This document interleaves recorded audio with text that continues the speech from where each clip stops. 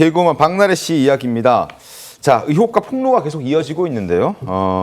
전 매니저 측이 박나래 씨가 주사 이모에게 지속적으로 불법 처방을 받아온 약봉지를 공개했습니다. 자, 저기 빨간색으로 동그라미 쳐져 있는 저 약봉지에 저 약, 뭔가 하트 모양 같기도 하고요. 나비 모양 같기도 합니다. 그래서 일명 나비약으로 불리는 저 약입니다. 다이어트 약으로 알려져 있긴 한데 저 약의 성분이 마약류가 포함되어 있다라는 의혹도 지금 커지고 있습니다.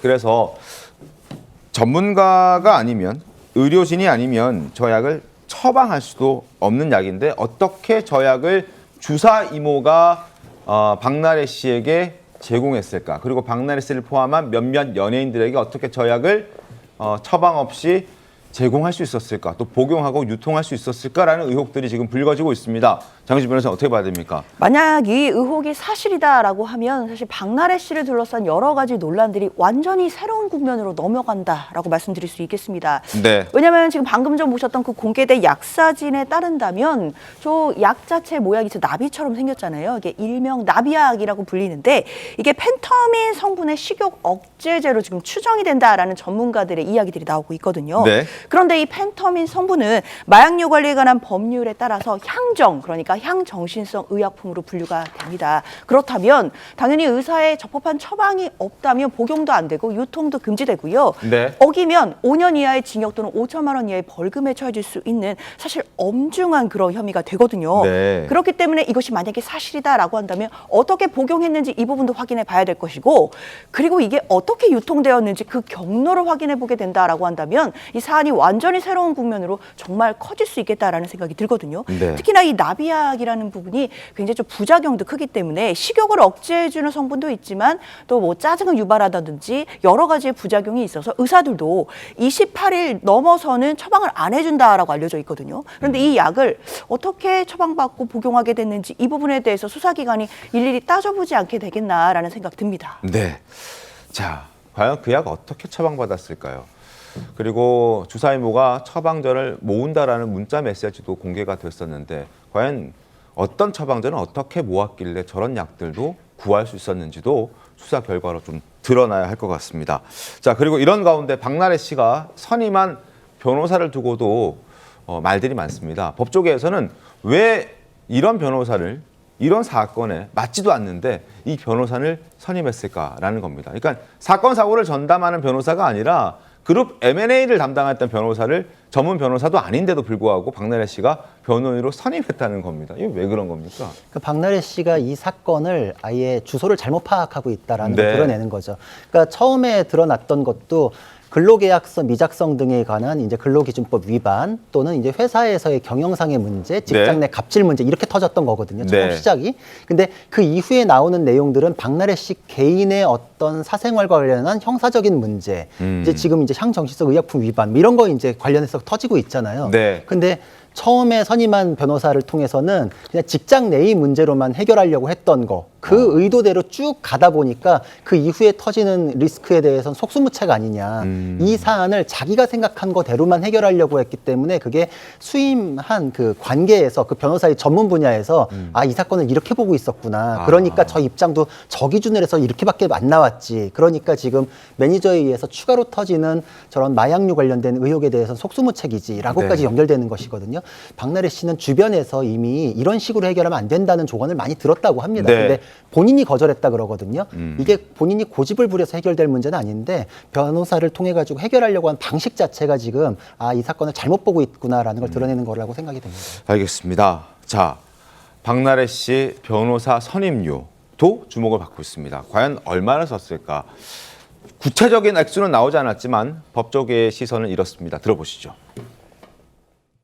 사실 막 금액에 대한 건 당연히 공개가 안 돼요. 당연히 그거는 할 수가 없는 게 의뢰인이 고객 정보 때문에 그건 안 되는 거고, 이제 통상적인 얘기를 드려보면 매니저와의 협의 대행이나 합의 대행 또는 소송까지 고소도 하고 그러니까 그런 걸 다 묶어가지고 했을 수도 있고, 다 묶었으면 1억 정도는 받지 않았을까 1억 싶어요. 넘을 거라는 소리도 있고요. 시간당 요율을 계산해가지고 청구를 하는 식이거든요. 시간당 70에서 80, 많으면 100만 원 정도. 네. 근데 그분 혼자 일하시는 건 아닐 거고 그 밑에 어수 변호사님들도 하시고 그러실 거기 때문에 금액이 추산은 안 되는 것 같아요.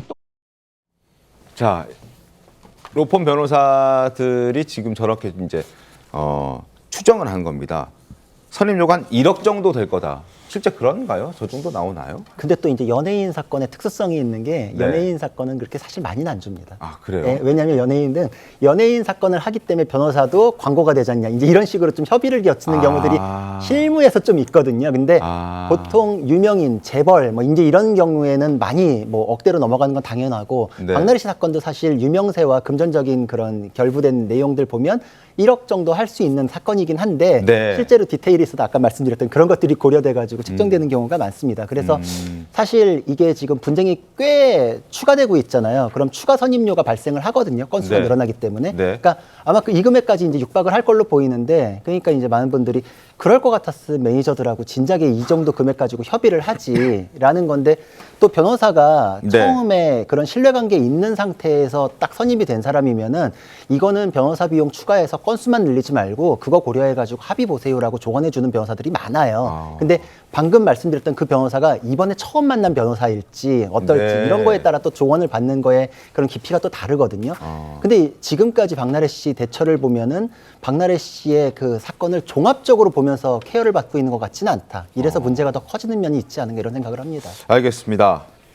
자, 계속되는 논란 짚어드리겠습니다. 박나래 씨가 해외 촬영을 갔을 때도 주사위모를 동행했다는 사실을 저희가 보도해드린 적이 있는데 새로운 사실이 또 알려졌습니다. 자, 해외 촬영을 진행하는 이 방송사 제작진과 주사 이모 사이에 다툼이 있었다는 겁니다. 자, 대만 촬영을 갔어요.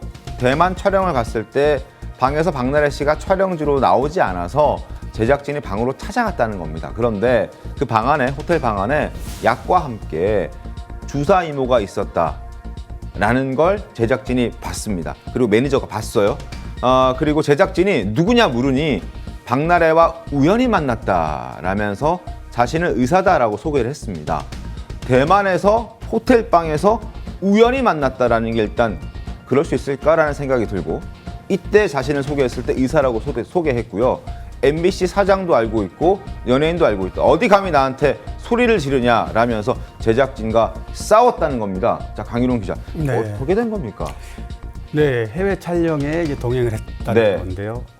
동행을 했을 수는 있지만 지금 박나래 씨가 그 주사이모 지금 이 문제가 불거진 이후에 본인은 여러 가지 해명을 하긴 했지만 본인이 알고 있었느냐 없었느냐 이 대목에서 명확히 드러나는데요.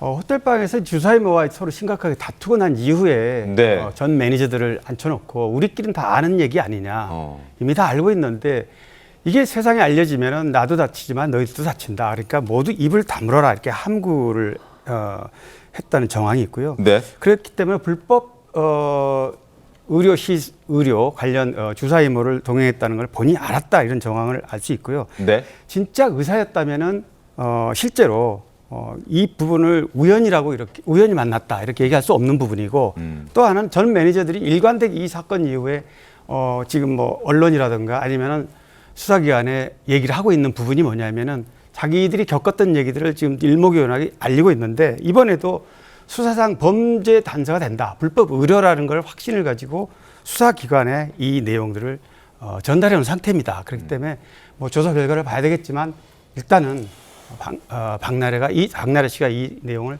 알고 있었다. 이렇게 보는 게 맞을 것 같습니다. 박나래는 알고 있었을 것이다.